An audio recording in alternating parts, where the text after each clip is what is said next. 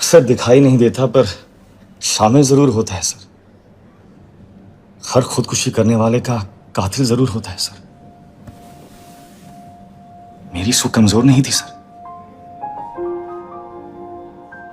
वो ये भी समझ गई थी कि हमारी दुनिया से ज्यादा अंधेरा तो आपके लॉ एंड ऑर्डर में है, और वो इस सच के साथ जी भी लेती। मैं कंप्लेंट करने की गलती दोबारा नहीं करूंगा। वैसे भी अब आप लोगों से ना मुझे कोई उम्मीद है और ना ही सुख। हाथरस के मामले से हम शुरुआत कर रहे हैं, जिसमें शुरू से लेकर अब तक ऐसी कई लापरवाहियां हुई हैं जिसको लेकर सरकार पर, पुलिस पर कई आरोप लगे हैं। उधर पीड़िता का रेप हुआ या नहीं, इसको लेकर भी लगातार पुलिस प्रशासन सवालों में है।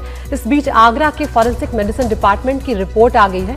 आगरा के फॉरेंसिक लैब की रिपोर्ट में रेप होने के सबूत नहीं मिले हैं, लेकिन इस रिपोर्ट पर भी सवाल उठ रहे हैं। और सवाल उठने की वजह यह है कि क्या सैंपल भेजने में देरी होने से रिपोर्ट प्रभावित हुई है। लेकिन ऐसे केस में मेडिकल रिपोर्ट जरूरी है मिस्टर भटनागर, और अभी करवाना जरूरी है, विदिन 24 आवर्स, क्योंकि मेडिकल रिपोर्ट के बेसिस पर ही हम उन्हें रिमांड में रख सकते हैं, नहीं तो। ये सवाल उठाए जा रहे हैं। आपको बताते हैं कि इस रिपोर्ट में क्या कुछ कहा गया है। आगरा एफएसएल रिपोर्ट में यूपी पुलिस के दावों की पुष्टि एक तरह से की गई है, जिसपे रेप न होने की बात कही गई है। फॉरेंसिक जांच के मुताबिक रेप नहीं हुआ, यही यूपी पुलिस ने कहा है। घटना के 11 दिनों के बाद जांच के लिए सैंपल भेजा गया। पीड़िता के साथ 14 सितंबर को मारपीट और रेप का आरोप लगाया है परिवार ने, और 22 सितंबर को पीड़िता का सैंपल लिया गया, जबकि उसे भेजा गया 25 सितंबर को, यानी कि 11 दिनों के बाद। हम ले जाओ उसे मसीना हॉस्पिटल मेडिकल के लिए। Yes sir.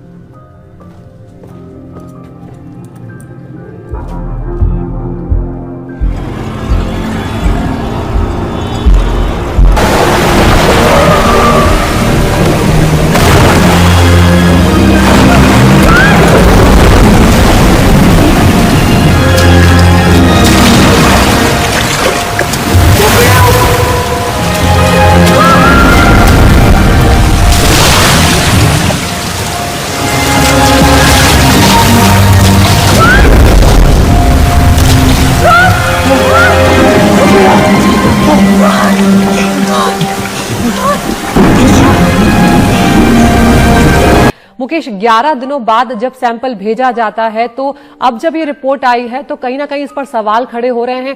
क्या वजह है वो सवाल खड़े होने की, विस्तार से समझाएं। जो विक्टिम के साथ जो इंसिडेंट हुआ वो 14 सितंबर को हुआ, और 22 तारीख को जैसा कि पुलिस बता रही कि उसने अपना स्टेटमेंट रिकॉर्ड करवाया जिसमें उसने गैंगरेप की बात कही।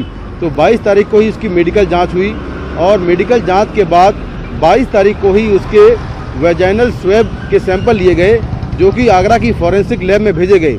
आगरा की फॉरेंसिक लैब में जो सैंपल भेजे गए थे उनकी रिपोर्ट जो है वो आ चुकी है, और उस रिपोर्ट में कहा गया है कि विक्टिम की वेजाइनल स्वैब के सैंपल में कोई भी स्पर्म नहीं मिले हैं। मिस्टर भटनागर, इस रिपोर्ट से ज़्यादा एक्सपेक्ट मत करना। रेप के बाद के 24 घंटे बहुत क्रिटिकल होते हैं एविडेंस के लिए। आप 30 घंटे के बाद आए, वो भी भीग कर। All evidence seems to have been washed away. लेकिन मेरी अभी कुछ देर पहले जो जाने माने फॉरेंसिक एक्सपर्ट हैं उनसे बात हुई है।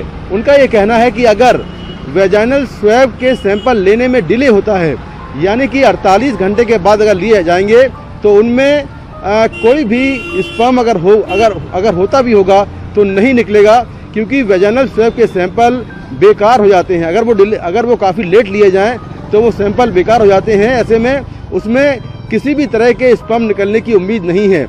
ऐसे में ये प्रूव कर पाना काफी मुश्किल रहेगा कि विक्टिम के साथ क्या हुआ। ओ मैडम, अरे रेप हुआ है क्या आपके साथ? क्या ऐसी? क्या बोल रहे हैं आप? समझ नहीं रहे आप बात को? तू लंबा जाएगा, लंबे जाओगे दोनों। कॉर्पोरेटर को फंसाने के चक्कर में मानहानि और फ्रॉड दोनों का केस ठोकेगा तुम पे। चौबे साहब कहाँ हैं? मुझे उनसे बात करनी है। साहब बंदोबस्त पे है। और क्या उनसे क्या बात करेगा तू? हाँ? पहले मुझसे बात कर। ये देख, no clinical evidence of rape साफ साफ लिखा है। तुम लोग फ्रॉड हो, फ्रॉड है क्या? शर्म कर। वर्दी ना होती ना तो तेरा मुंह तोड़ देता मैं। सब बकवास है, नहीं मानता मैं रिपोर्ट को। करवाऊंगा फिर से मैं मेडिकल। चल सू, चल। कहीं नहीं जाना मुझे रोहन, लेकिन कहीं नहीं जाना मुझे। सुन, तुम समझ क्यों नहीं रहे हो क्या कर रहे लोग हमारे साथ? मेरे साथ रहो, तब से लेकर अब तक तुम्हारे साथ वही कर रहे हैं। प्लीज रोहन, मुझे कर लो, चलो। मैं बहुत थक गई हूँ रोहन, मुझे खिला रही है यहाँ पे। प्लीज रोहन, प्लीज मुझे कर लो, चलो। ठीक है, नहीं रहे।